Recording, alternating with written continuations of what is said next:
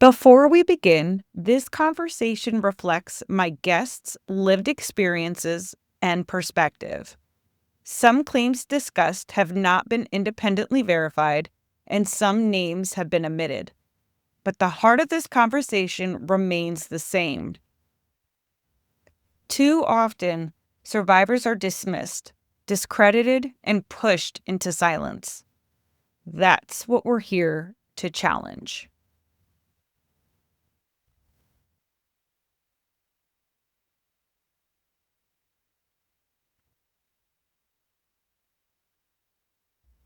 Welcome back. My name's Tiffany, and I'm your host of True Crime Connections. With me today is Cynthia, all kinds of names. No, yes. But the main things that we do want to cover today is how survivors are silenced by saying they're crazy. Childhood actor survivor, you've seen it. You get labeled, you're crazy, you're bipolar, you're schizophrenic. And it's easier, I think, for them to hide behind that. And it really shouldn't be, because abuse causes mental health issues. I really do believe that. I don't want to forget, and if we don't say anything else today, like, it's very concerning that in the call logs, it wasn't just me, it was other people.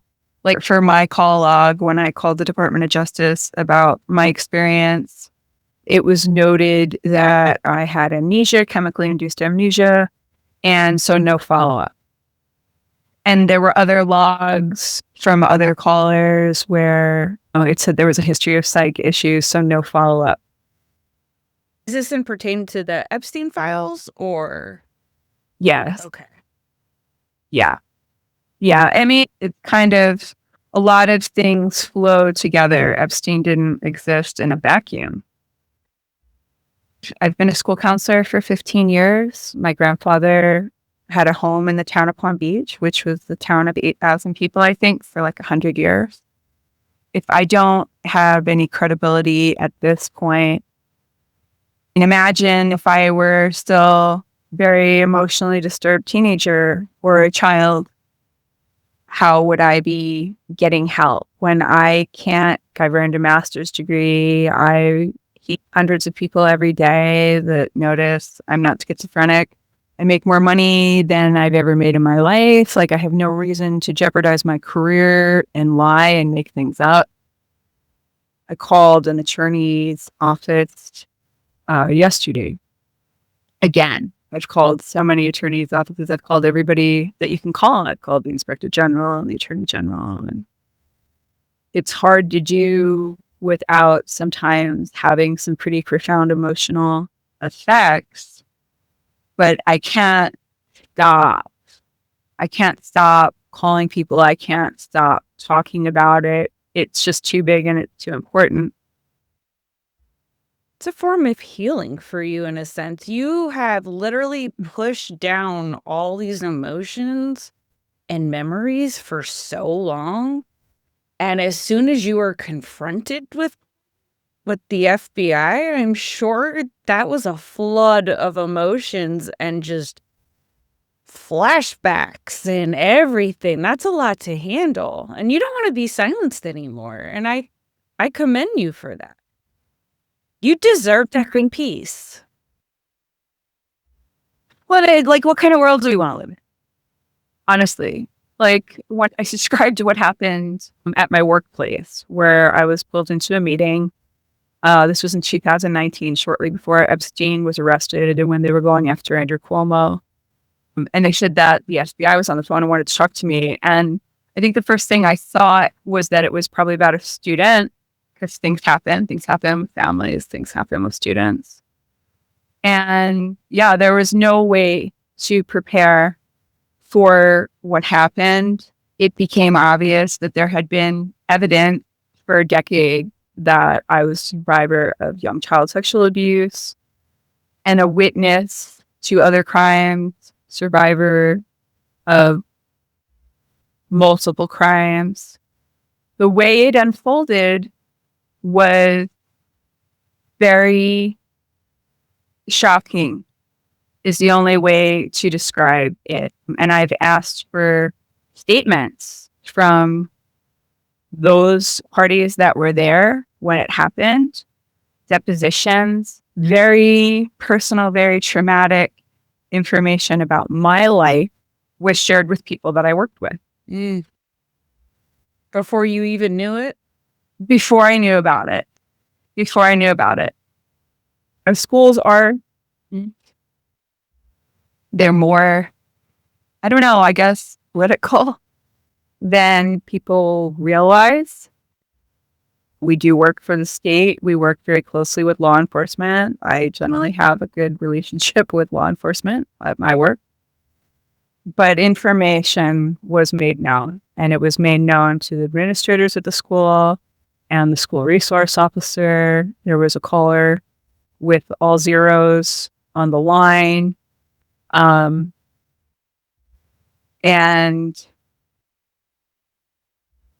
there's no easy way to describe it. And it was hours. It was many hours. So it's difficult to summarize.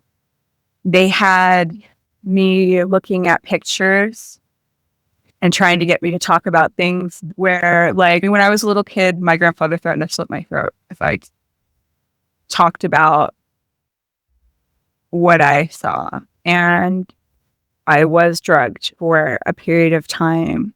And I remember that feeling of not being able to play because of the drugs. And it was to keep me silent.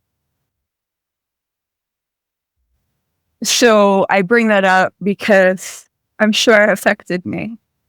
Of course. Well, I was taken from my mom as a baby. I was told she was murdered. There's no gravesite. There's no death certificate. My grandfather had told me that somebody once offered $10,000 to him to have her put away for life, but he said that he would never do that. So just kind of like an idea about the kind of things that have gone on. And yeah, I think in general, like, it's hard to prove things. It's very hard to prove things took place. And one of the reasons, like, I very much focus on the meeting that this happened, that they questioned me, especially where things involve high profile people, celebrities. Like, people have a tendency not to believe survivors, even if it doesn't involve high profile people.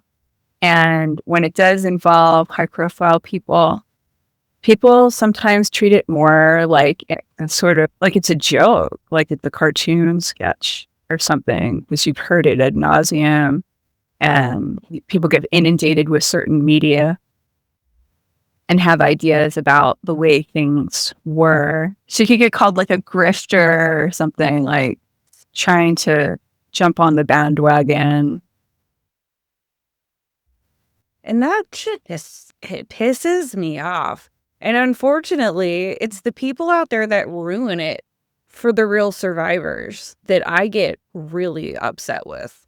For the people who do lie about being abused, and it paints a picture for everybody, and that's not fair.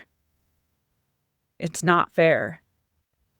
Well, yeah, and unfortunately, like, this is, you're sort of really in the nest of it, right? Where the actor who played Johnny Depp said it best. He's like, I lie for a living. And so when you're talking about, like, Jeffrey Epstein was involved with people in the movie. Of course. When you're talking, yeah. So really, it's like the New York Times nailed it when they called him an illusionist, but really there's a lot of grand scale illusions that are created, that are politically motivated, that are advertising, PR campaigns. And those are driven by lots of money, corporations, like people literally If you're being abused by the people who seem to own the media or at least saturate it, yeah, it's going to be pretty hard to have your little voice heard in that great big ocean. Oh, for sure. I mean, they have all the control. Unfortunately, money really is the ruler of the world, whether people want to notice that or not. Like, how did Epstein get away with this for so long? Money. He had money. He had power. He had control. And people want that. They want to follow that. They want to be that. And that's a huge problem. Instead of wanting to stand up and do what's right, instead, they just shut their mouth and follow suit. And that's what we need to start changing. We need to start changing the narrative. Stop calling people crazy because you don't know what they've been through. And that's not fair to discredit people because you're not sure if they're telling the truth. Because most of the people are. It's that small little bunch that are pieces of shit that lie. I'm going to call it what it is. And sometimes it may be very malicious. I think that people are just not perhaps aware sometimes too of, if they had more empathy and understanding, then they may not participate in sort of those media games. Right. People get scared when people do know of this stuff and they want to do right. Again, it goes back to the control and the money, and then they're scared because what's going to happen to them? Are they going to just end up missing one day? Are they going to have a heart attack? Or, you know what I mean? Like, what's going to happen? And it's just a dangerous game this world likes to play. But I like to play the truth show. Like, let it all out. Because people need to pay. They need to pay for what they've done for so many years. Oh my gosh. I used to think that it like just started happening like around the 80s and stuff like that. Like, when I was younger, I was blind to all of that. Oh, what's going on? The beginning of time. It's crazy to me. Absolutely. Yeah. And acknowledging our history is part of being honest, right? I think it's only been maybe the last decade or so where they've started to kind of be a little bit more strict about age and marriage and consent, things like that. But we do come from a world where in all 50 states, there was a marital exemption to rape. And as long as the parent agreed, I think in a lot of places, there wasn't even a lower limit for the age. So sexualizing young people is not a new idea for sure. No. And then consent is a newer idea, relatively.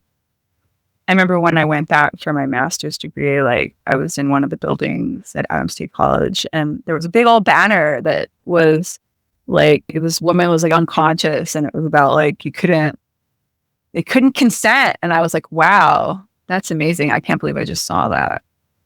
And when people started to do the whole Me Too thing, I remember like in Albuquerque, it must have been Women's Day. And there was people were signing on the Me Too, and I signed on the Me Too. And it was about just acknowledging like that you shouldn't rape people. Very simple. Oh, don't rape people. Don't abuse people. You'll be so much happier probably, right? And that's really what it was about for me. It's kind of devastating when people take power and they take the podium and they're saying kind of hateful, bullyish things. And I know, even though I wasn't focusing on the memories of the distant past, like I knew that I had been hurt, and it wasn't about moving money. But what you realize is a lot of what, goes on in the courts and in politics is about moving money. And it's sad because like, how do we come together as a society and grow if people are just always fighting over money? Maybe we need to get rid of money. Take it away. Like, you can't play nice for it. I'm taking it away. I think some things shouldn't be contingent on it, right? I mean, if you're going to have a fair and just society, you're going to represent people like regardless of their income. I think that is something that needs to be worked on for sure. Yeah, for sure. I mean, the fact that we even need to tell people like it's not okay to like beat your significant other, or it's not okay to make somebody have sex with you and they don't want to. Why do we have to freaking say that? Is that not just implied that should be like, but that's not normal behavior. So it's just, it blows my freaking mind. I don't know what warped people's minds. Like, when did common sense really stop becoming common? Hey, what happened? I almost hate to bring it up, but it's kind of hard not to just acknowledge like when people have used the religion to justify, men are in charge, men are supposed to be in charge. And I think I don't think that that's, really the spirit of love and having a great life is to have, but I do think that it was probably also pushed on men that they were supposed to be in charge. Like they're not supposed to be ecstasy and they're supposed to be the man and they're supposed to be the king. And I think that it's also been difficult to be a man in this world. I think it's been difficult to be human. I think that's a fair statement. I mean, Yeah. you look at it when you're a little boy and you're told you have to provide, you have to do this, you have to do this. And this little boy is like, I don't know if I can do it. Then what happens to him? He starts a downward spiral and now he's doing drugs. He's drinking, he's going down the wrong path because he doesn't think that he can fit the mold that he's been told since he's been a little boy that he needs to fill. I think we put way too much pressure on our children and we take advantage of our children, and people just do downright disgusting things with their children, and it's time to stop. Children are not there for your amusement and for your chores and for your sexual desires. That is not what they are for. They're to carry your legacy in a positive way. Yes. Gosh. I'm glad we're having a conversation. Me too. It's hashtag me too. It's so overdue, but people are more and more having this conversation, and it's empowering. People are tired of being silenced. We're tired of it. So it just seems like convenient victims are acknowledged and assisted. And I don't like to call myself a victim. I like to call myself a survivor. You Yeah, totally. survivor. I told you like during the meeting that it was said to me, we heard you were like slimy Lolita. And like there was a point like during the meeting where I was like telling somebody to leave and they refused to leave and I was crying and I got pretty angry. It's really surprising. And I told them as much in a very angry way, like you work in a school and you don't realize that child sexual abuse is traumatic and these are very personal conversations. They were sort of caught up with, I think, the celebrity names that were involved. And like I said, it becomes more almost like a dark carnival atmosphere. And it's so easy to get drowned behind the scenes, and it's so hard to get evidence. They wanted me to talk about that I had been on these different movie sets. They wanted information. They were digging for information. And I want statements because you're not going to find that evidence on the internet that of what happened. And people are in this day and age with AI and everything, right? Like they know, like nowadays, the average person can sort of create media and false media, Photoshop videos or whatever themselves. So in a way, people are more aware that these types of things happen. Like back in the day, though, they had still photo layering. They did still have video editing back in the day where they could cover it up. But, you know, the old fashioned way they covered things up was with lies and drugging people. And it's just not fair. It's just not fair. And I really kind of want to expose that like these celebrity stories that people kind of take with, some people maybe take with a grain of salt, like kind of realize how people are doing self-promotion and things like that. But there really are survivors that are hidden, that were hidden behind the scene. So I don't know how else to prove it. Like, I mean, I can talk about my experiences. Sometimes, like, I seem to fall on a little bit of evidence, but really, like, I had a group of people that were demanding that I talk about the fact that I was on the set of Boobs in Toyland. And it is significant. It is significant because not only because I got beat up on that set, playing around in the background, like a scene that I played in that was deleted. It's so much more than just like, oh, you want credit for it that you were there. It's that there were very highly abusive things that happened.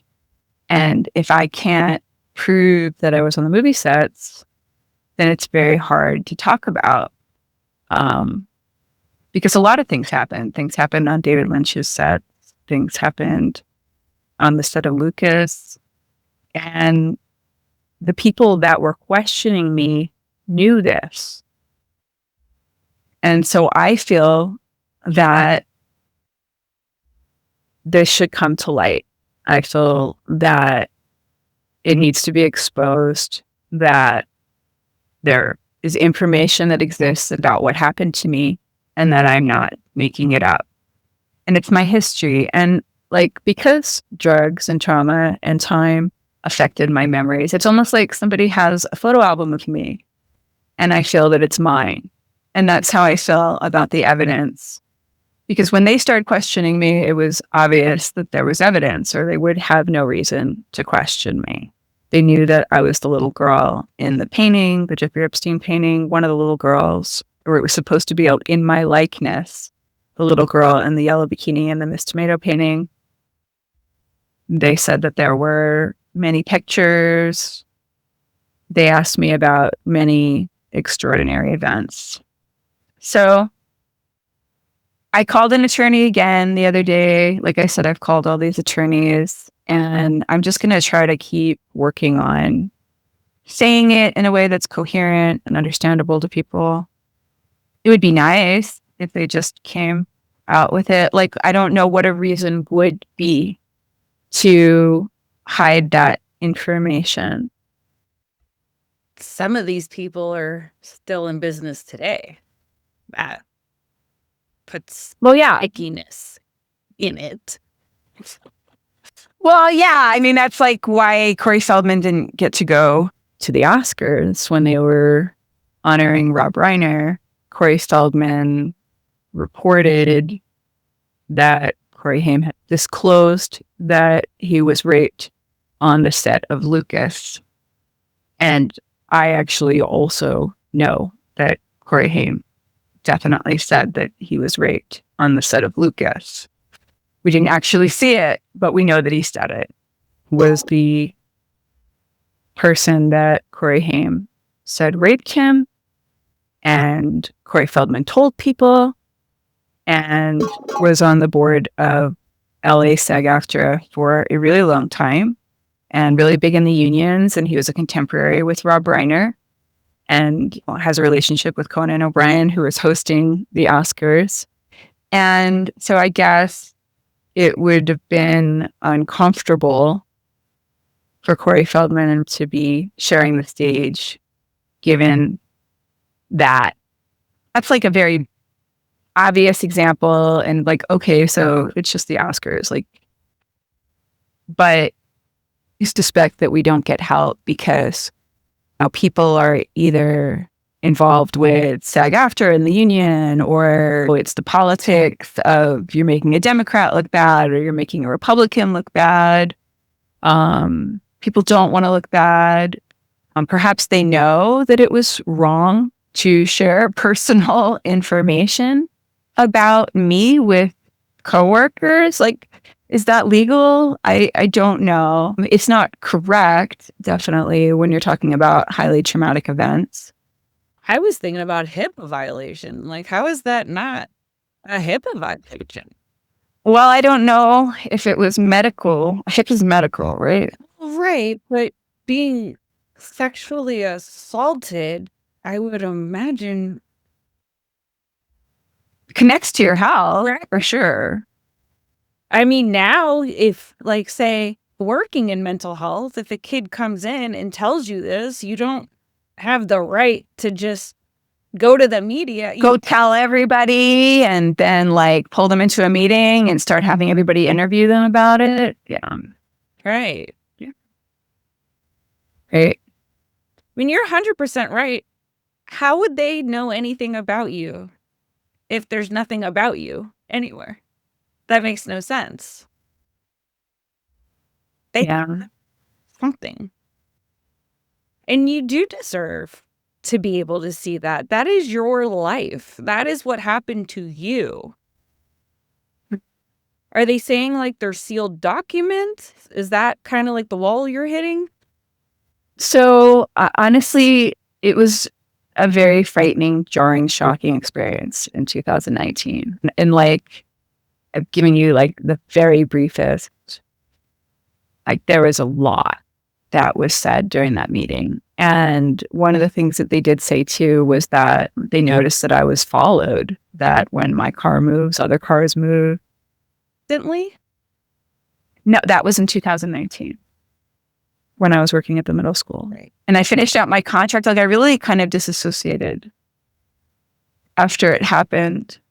I finished out my contract. I was a single mom for a long time. Like you go into survival mode. Like I've got to just get through this year and get out of it. I think it was like March when the meeting happened. I really don't know even the exact date. I know that it was shortly before Epstein was arrested. And I know that it was around the time when they were going after Cuomo, because they were really pushing me to talk about Andrew Cuomo. And they were saying like, you know, things like, how tall were you when you were next to him and when you stayed at their house? And talking about like his mother and saying things about her, that she was Matilda was difficult to be around. Like they were definitely aware of who the Cuomo family was. And at that time, they were going after him and saying that he was one of them. So this was very disturbing. And this was only one of the topics that they hit on that was at least as disturbing. And it did seem bizarre, honestly. And it does sort of also demonstrate kind of a hostility that people still have towards like calling me slimy Lolita, asking me who I had sex with. It's like I'm going to be convicted of being, I don't know, promiscuous or something. So they have all this evidence. They come to you. They're asking you questions. They have lots of names, high profile names. Mm-hmm. Right. But what are they doing with that information? There's been no arrests. There's been no publicity. Well, Cuomo stepped down. He's not the governor anymore. So that happened. Epstein was arrested, right, shortly after this happened. But what are they doing? I mean, I was literally told like they wanted me to cooperate. I felt like I was treated like kind of like a hostile witness in a way. I mean, at one point, Linda was like, you know what we're doing? Like digging, right? It's just upsetting to me that they're digging. They want to see what you know, how much of it you don't know and remember, but they're not moving pieces forward or in a positive way out of it. Like, Right. what is the whole purpose of this then if you're not going to do a fucking thing about it? I don't know. I mean, like it changed my life. I had experiences like where I was targeted when I was out. It made me not want to go out anymore. It made me feel very recluse, very drawn away from people. To suddenly remember things that you were never able to talk about. And then I would try to talk to people. And I know we talked about this earlier, like people don't respond very well. Like they don't want to hear this shit a lot of times. And that's why like I'm just so grateful to you that you kind of put yourself out there and engage in this conversation. I don't know. I mean, like it felt like an abuse of power. And like I draw back from that because I feel like, well, maybe they don't want to be in trouble. So that's why they don't want to admit that it happened. I was very upset and it was obviously very inappropriate and they don't look good when you're talking about like talking to somebody who survived child sexual abuse and calling them slimy Lolita and like literally harassing them and intimidating them. Like that's not a good look. And so they don't want to talk about it. But I don't know how to talk about what happened without talking about what happened. Like, that's what happened. I don't know where the orders came from. I don't know who was kind of heading the investigation. Or I called the attorney general in New Mexico, and the assistant basically was like, well, we represent for the state of New Mexico. We don't represent for individuals. Mm-hmm. Yeah. Yeah. And then like another time it was like, well, we're not focusing on that right now. Right. And so now they have the Truth Commission. They're looking for dead bodies at Zorro Ranch. And so I guess, I mean, I don't know what to think about anything literally that I read in the news because I know what happened to me and I know that I didn't get help. And so I question everything. I think us as a society should question everything. Unfortunately, it's come to that because everybody is protecting their people or themselves. We're not protecting the people who need protection. We're protecting the bad people. And the only people who benefit out of that is the predators. That's it. But for some reason, as a society, it's just been allowed to happen for so long. I mean, looking back now, like as an adult, I watched some of like the Shirley Temple freaking shows. Like blown away. War babies, right? And that actually came up. Like that was one of the things that we talked about, that I talked about with Officer Beck. He was the police officer that was there at the meeting. If you watch War Babies, like I don't even know how it's allowed. It's really disturbing. Like she's in a diaper and she's playing a little toddler, it almost seems like she's like a hook with other little boys that are fighting over her. But the single most disturbing part of that clip is there's a part where one of the toddlers is like sucking on a glove that's attached to him. It was just no reason for it and bizarre. And there's so much evidence of it. Like, I mean, Brooke Shields, I feel like, must have gotten paid a lot of money to talk about how it wasn't traumatic for her to play the part of a 10-year-old prostitute because her mom was very supportive of her. She was in Pretty Baby, like Jodie Foster at 13 in Taxi. Like, it's obvious that enough that it was in the media. Like, I was telling you when we were talking the other day, like the end of Revenge of the Nerds, like it was a joke that the nerds were gang raping, basically, the jock's cheerleader girlfriend. Like, that was hilarious. So, I mean, there's definitely been very dark, sinister humor about rape. It's been very obvious that our society has a history of sexualizing very young people. I mean, it's exploitation, and it affects us on so many levels. Like, if we look at each other as objects and don't see each other or hear each other as the soulful beings that we are, then we're so vacant, we're so hollow and lost. And then you have people who are like doing drugs to try to feel better, right? Doing anything to try to feel better. But it's like that soulful connection that people should just like love one another, and then other things fall into place, right? Right.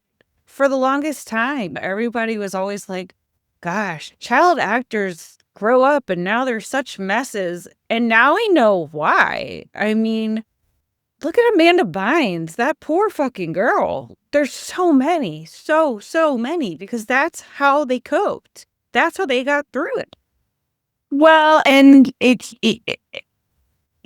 yeah, but then also like it's the drug dealers, and it was a tool of manipulation. Like, I remember someone gave me blue nitro and somebody said blue nitro, and then they were like, shh, don't say that. Grievous bodily harm, blue nitro, fantasy, GHB get, like, people have the idea that it's just a gay club drug, right? That it's like a fun thing that people do, but it actually affects your memory and your ability to function. So I know like drugs are pushed on people to control them, and drugs get sold for money, right? So there's those two driving factors. Pushing drugs on people to control them, to me, seems more sinister. But when people are pushing drugs because they want money, I mean, that can also be sinister when you know that it's causing people harm. I mean, there's a vast amount of stupidity. Like, I mean, like, people do just use drugs recreationally sometimes and don't necessarily realize that it's going to have a terrible, devastating effect on them, right? And not all drugs are the same. We have to be aware that kids have been manipulated, because that is a thing too, like, where people get victimized and then they get fed drugs. And if you're fed drugs and then you don't have them anymore, you're going to have withdrawals. If somebody gave you benzodiazepines for a period of time and then all of a sudden you don't have them anymore, you're going to have withdrawals. So the person can be an abuse victim and they might just get called a drug addict. I mean, that's what they did with Drew Barrymore, I think. And like, dude, like, she was in the newspaper, like 12-year-old Drew Barrymore gone wild, dancing on the tables, high on drugs, wild child, bad girl Drew. And it was like, meanwhile, like, were any arrests made? Like, why does this 12-year-old girl have drugs? Where did she get drugs from? But that's not even the conversation. It was all like fetishizing Drew as this really young girl acting like an older person than she was. So it's pretty gross, and a lack of responsibility. That's a great question. I mean, yeah, she even admits she was in rehab at a very young age. Well, where the fuck was she getting the alcohol, the drugs? Like, they had to be coming from somewhere. At that, Right. you usually don't have those kind of contacts. Like, See, it's like you got to pay attention to what's not said, right? I mean, it's very obvious that there's a lot that's unsaid. And so, why is this story being told without that angle of like, how do we protect these children?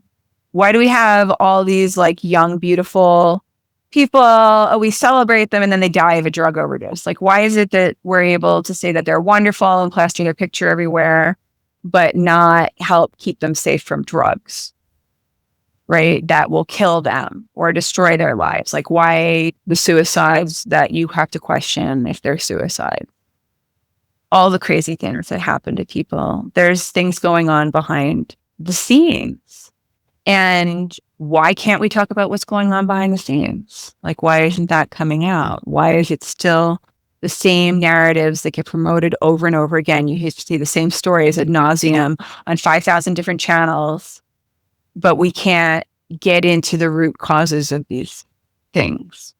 because that leads back to power and control and money. I mean, I'd say most of these suicides, I don't believe them. I don't. Especially at Lincoln Park, Chester, I don't believe he killed himself. Lead singer to Soundgarden, I don't believe he killed himself. Chris Cornell. Oh my God, that's a whole. Chris Cornell, that was bizarre. Like, I don't understand if he was overdosing. Like, he took an extra pill and he's overdosing and he's slurring speech on the phone with his wife or ex-wife. And then how do you have the wherewithal to then take an exercise band and strangle yourself? Like, it just doesn't make any logical sense. But if you try to talk about it, you get like very angry people, like, how dare you say that? Yeah. That one just personally just got to me. I couldn't. Right. And just because, yeah, I mean, there's obviously like Kurt Cobain. Yeah. They're still talking about that. And more could be said about that for sure. Yeah. I mean, obviously, everyone has their own thoughts on these things, but a lot of times when you really sit down and you think about it and you break it all out, a lot of it it doesn't add up. It doesn't make sense. Like, how do you hang yourself from a doorknob?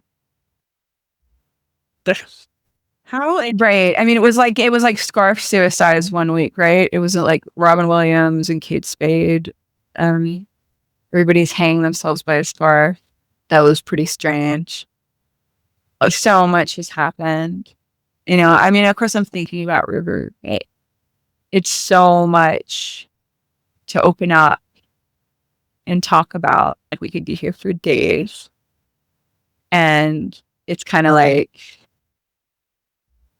oh, you can open up your purse and spill it out. And then it's like, it's 3:00, dude. Like, that's it. And it's hard to start because I don't know, like. Well, River Phoenix was a very special person to you. And He was. it's hard to see things happen to people that you care about. And especially when you know the real narrative, it's frustrating. It's frustrating. It shouldn't be. Yeah. It really shouldn't.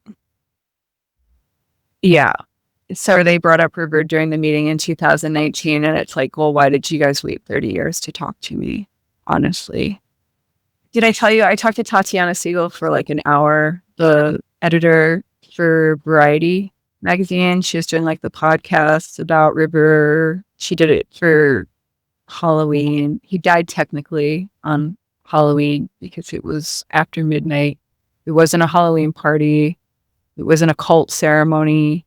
But she was talking with Samantha Mathis. And Sam talks about how she had known him for like about a year and stuff. And I said, Tatiana, all I need you to do is to ask Samantha to tell her that you talked to Cynthia and just have her confirm that I was there. And Tatiana said, well, Samantha said that she's not going to talk about that night. You just want to And that was admit that you were there the night he passed. Like, I was there. That's all. You're not asking her to go into details. right. Just acknowledge, yes, I was there. Not only was I there, I was wearing his freaking clothes. I was, yeah. Which you pulled off brilliantly, by the way. So, it's like, I wouldn't. Yeah. Yeah. He wanted me to feel comfortable. He even wanted me to come to the Viper Room because he thought he was going to play at Johnny Depp's club. And I was like, I don't feel like I'm going to sit in. I mean, like he was ridiculously pretty. And I was definitely like, I was 19 years old. I didn't feel like I was going to sit in or anything. I felt like I would be very awkward. And he was like, I'll be right back. And he left and he came back and he had his clothes on a hanger and he's like, put them on. And I didn't think they were going to fit. I didn't think his jeans were going to fit. And they did. And it was a Saturday night. It was the first time I bought a plane ticket in my life. And I still remember the cab driver like name dropping the whole way to the Viper Room. And it was really early when I got there. They were staying at the hotel where it was across the street. But before I went out there, my aunt didn't like River. My aunt was also involved in doing some wrong things. There was a lot of crime around us, to say the least. And, River was a real person that like with ditch and body odor and like everything was not always pretty and beautiful and everybody didn't always make the right decisions. And so, yeah, like not everything we did was always healthy, to just kind of say it that way. But my aunt had said she was going to do something about him and I told her to leave him alone. And when I got to California, the guy at the bar actually said to tell River that he was in trouble before I went over to the hotel. And I told River that the guy at the bar said that. So River wasn't actually even going to go at first. Joaquin and Rain and Samantha Samantha was going to take them because she was technically the only one. Like I think Sam is River's age, I think, because River was 23 and Joaquin is my age. So we were 19. And then I think Rain was like 20, like almost would have been legal to be there. So Sam was going to take them across the street and because they were excited. They wanted to go to Johnny Depp's club and they wanted to be part of this event. And then I said to River, I was like, if they're after you, are they going to go after them? And that was when he got up and went across the street. And when he overdosed, like he started to spit up on the floor and they pushed him outside. And Samantha went out. And then when I came out, she went back in. Rain was giving him rescue breaths on the sidewalk. We didn't have cell phones. I don't think I could get in that door. There were two doors. I went around to get in, to go back in, told them to call 911. This one guy was just like, no one's calling 911. So we had to find his brother. His brother had gone next door. River had gotten into an argument prior to this because he thought he was going to play on stage. And Johnny Depp said, there's only so much room on the stage. So River was going to just play from his seat. And because he was determined he was going to play his guitar. And then he got into a scuffle and the guitar got taken away. And I think that that's the point when Joaquin was like, I'm going to get you chewed. Because there was a place next door. There used to be a place next door to the Viper Room where you could get chewed. But they wouldn't call 911 in the Viper Room. Went next door to that place. It was like a thin, I guess it was like a diner. And I actually told someone to tell Joaquin that his brother was in trouble, and that Joaquin came out, and he ended up being the one to call 911. But I do think very much that River was poisoned. It's hard to talk about it. It's hard to talk about because I don't know if people can understand like how scary and crazy, and like I didn't expect people to believe me. And I know that it's hard to prove things because of all my experiences. And I really did have amnesia. I had PTSD before River died. I hadn't seen him for a while. And it was like, I had tried to kill myself 6 months before he died, actually. And then I met somebody that was hanging out with people that were hanging out with him. And they found him. And I told him what happened. And I don't know, maybe that's part of the reason why he invited me to the Viper Room. He cared about me. He was a flawed human being like everybody else, trying to learn and survive and experience life. And he was a young person. We didn't get to see him grow old and terrible. But it is like one of the hardest things to talk about because you're talking about a sudden death and you're talking about potentially a murder.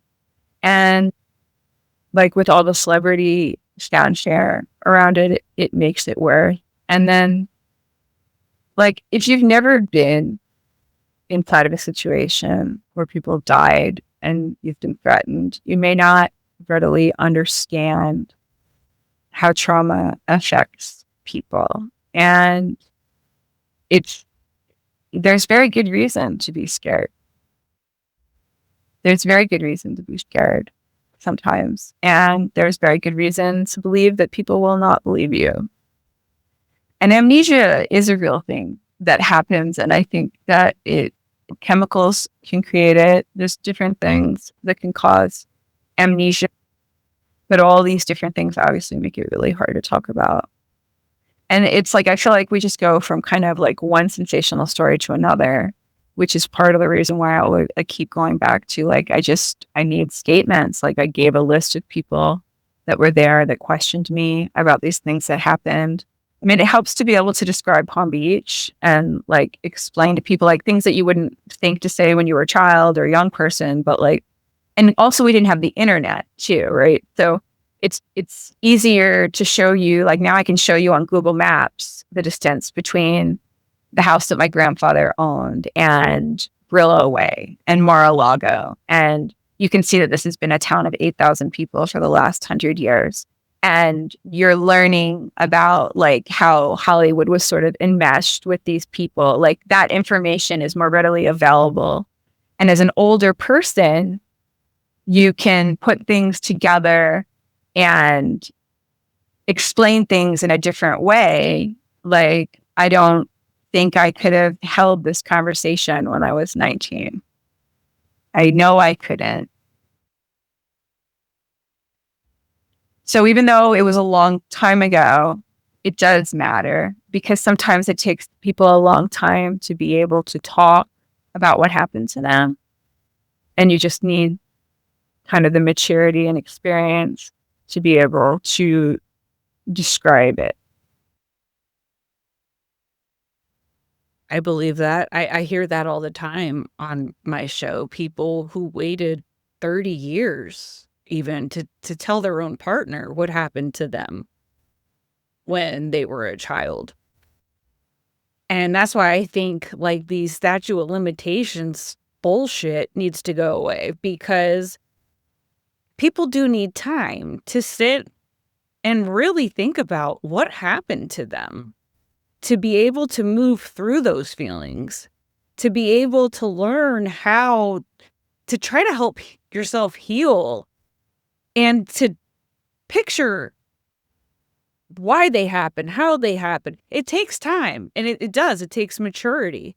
And these kind of things shouldn't exist because if it was wrong back then, it should still be wrong today. Shouldn't matter. Yeah. Well, for the record, I believe you.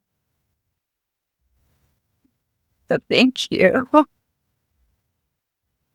I do appreciate like the time and space to discuss it. And I'm sorry that I'm not more linear, right? Because we're talking about so many different things. People always want a timeline and like I don't know what day most things happen.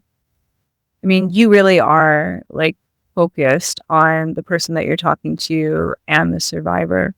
And, I do think that part of the problem with our justice system is that there's not enough recognition of like what actually helps people. And sometimes people are more honestly focused on, like, I mean, I get it. I mean, if somebody's a danger to society, you want them to stop and you want to interrupt that, right? But things like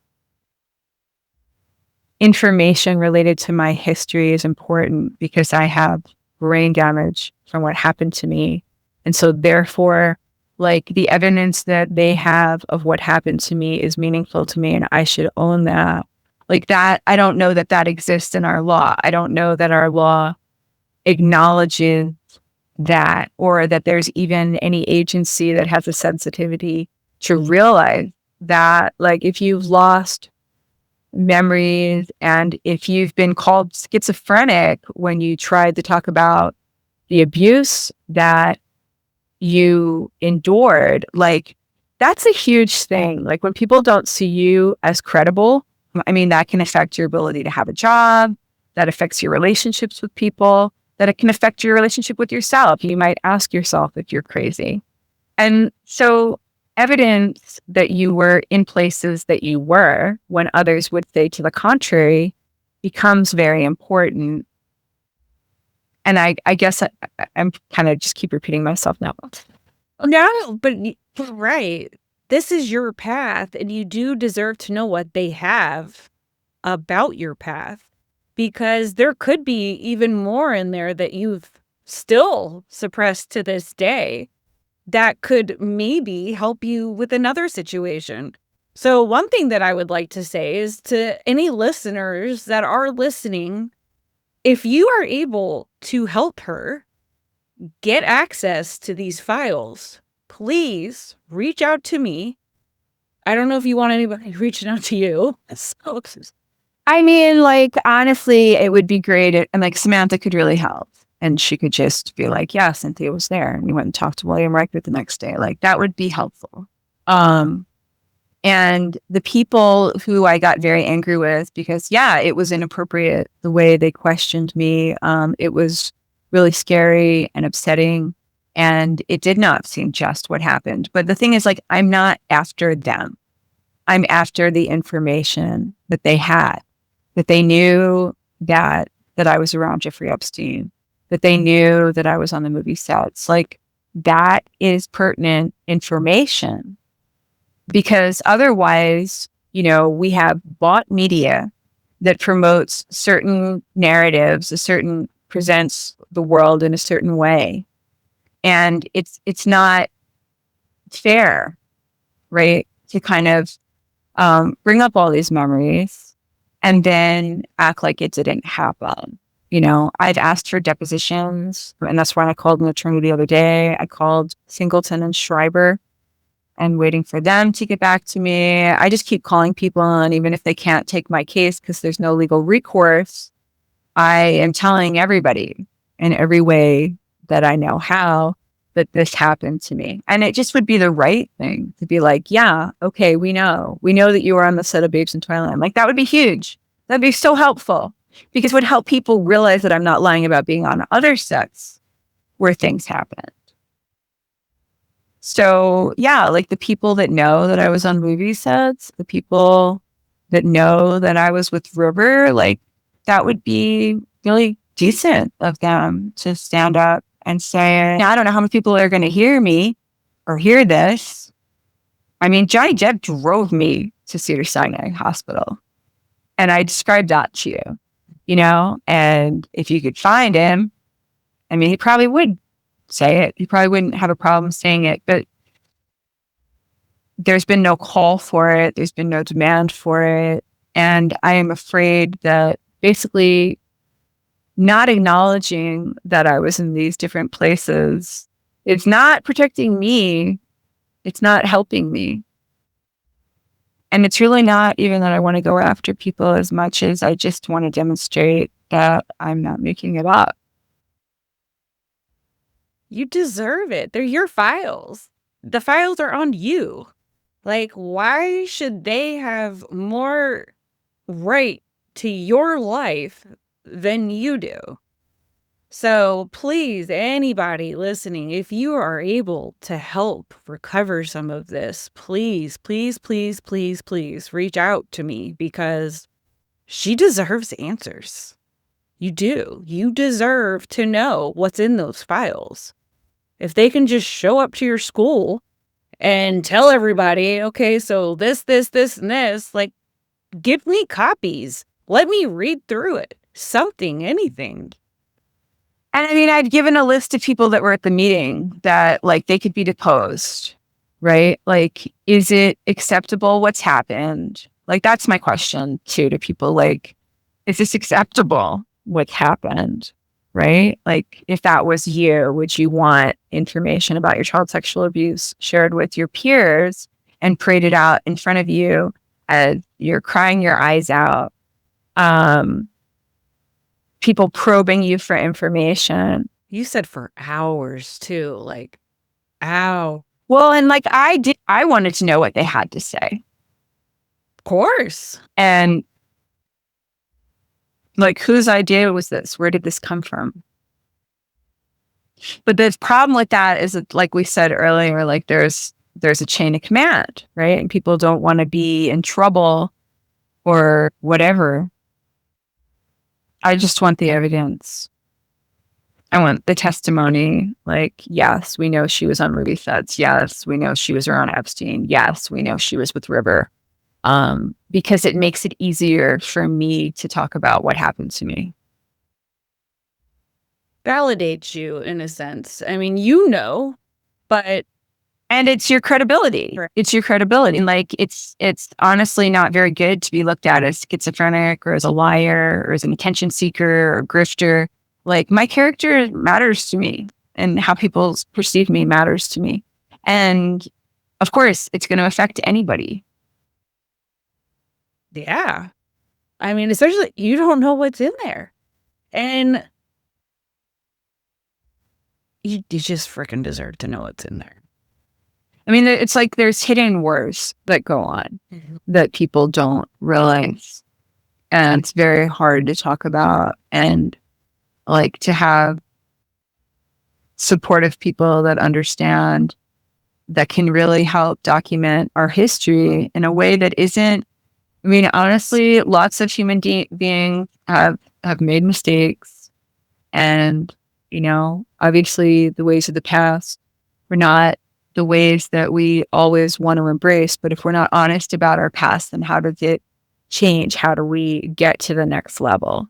Right? Like the political wars, setting people up to look bad or to bribe them and extort money for them. Like, is this how we want our world to work? Like, this is how you get to be a winner, right? You abuse people or extort money from them, and leave out anything that could make you look bad. Not really a fair way. It's not a good way. You can amass money doing very bad things, and then you become the guidepost for the media. You become a leader in politics because you now have amassed wealth by being part of corrupt schemes. Like, it's not a great way to live. And I don't think that you want to be led by a society of basically successful organized crime bosses. Right. Like, when we're talking about billions of dollars, like, we really are talking about almost like organizations that are working towards the same effort. It's almost like little kings in a way. This is the United States. This is not, well, it doesn't belong to you because you scare and intimidate people or rob them, right? this is our country, and we're supposed to be able to share it and be decent with one another. And war is a reality that obviously has been going on for a very, very, very long time. And that's really kind of what we're talking about, in a sense, on smaller and larger scales. People fighting for power and money and control. It's time to take, our America back. We're supposed to be land of the free, the brave. Well, let's get brave with it. Let's let our people be free. Stop hiding everything. Digging holes and trying to bury shit. Just be decent people. Why is that so fucking hard? I don't understand. Right. Why Right. it's so hard? I'm sure people, they don't want to be in trouble. And of course they don't want to be in trouble for things that happen. Like I said, it would just be helpful to be able to have a witness, to have someone that knows some of these things took place in order to lend credibility to it, so that people will take seriously and think about our history and how people have been exploited. And of course, personally for me, I want to be seen as credible and honest, and it is for my healing, but I feel like it's going to touch and affect other people. To really be honest about what happened, it's exposing something about our humanity and our civilization, where we can look at that and say, okay, so that happened, and here we are now, and where are we going to go from here? How is it going to be different? It starts with these conversations. We've got to start taking back the narrative. We've given them the power way too long. Of course. You deserve this. You really do. And I mean that with my heart. I'm emotional. But I believe you. And I want you to have your answers. You deserve it. You deserve it. You are a wonderful person. And Tiffany, I'm serious. You deserve to have your closure, if there is such a fucking thing. It's, this is the first step. I appreciate you being on the journey with me. Of course. Of course. I'll hold your hand any way I can. So, again, if anybody can get in those files, who's got a flash drive? Let's get some closure going in some areas here. I mean, it's needed. It's needed. Was there anything else that you wanted to add? I just really appreciate your time. I really do. I can't really tell you that enough. And, with all the terrible things that happen in the world, really, the fact that people do listen, and they're the good in the world should shine brighter. It should be what overshadowed, and the light pushes away the darkness. We have to remember that. Right. Damn it, it should. Hey, shit. Thank you. You're welcome. Welcome. Thank you for. I'll be